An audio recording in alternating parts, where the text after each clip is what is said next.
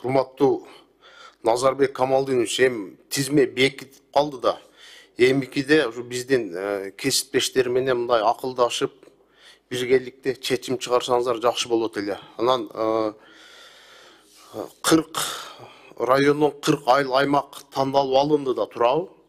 Эми бул абдан жакшы долбоор. Анан эми Ариске бир топ сын пикирлер айтылып кетпедиби азыр кесиптештердин арасынанчы.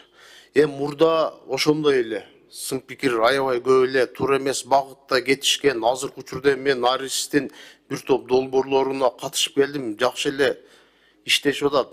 Долбоорлорду жакшы мындай натыйжалуу конкретный эле аткарышып атат да. Анан эми бизге баягы Баткен областына бөлүнгөн 500 миллион бар да өнүктүрүү багытында.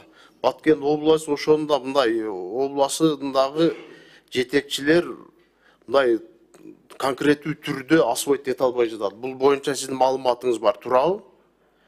Анан эми дагы деле ошол областтын өнүктүрүү фондуна же башка тармакка берип койсок, жакшы ишке ашыра албайт да.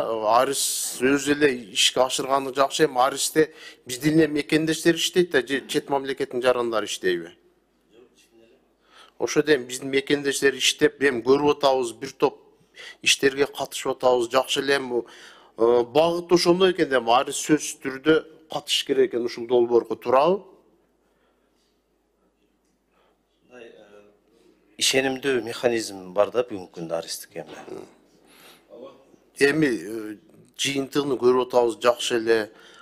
Ошол биз эми 500 миллионду мен өзүм билем, кесиптештер да билет, Миргүл Омурзаковна да билет. Освоить эте албай 270 миллион кайра келген мамлекетке, туурабы? Билесиз да. Эми аталган мыйзам долбоорун колдойлу, эмикиде эске алсаңыздар сөзсүз түрдө,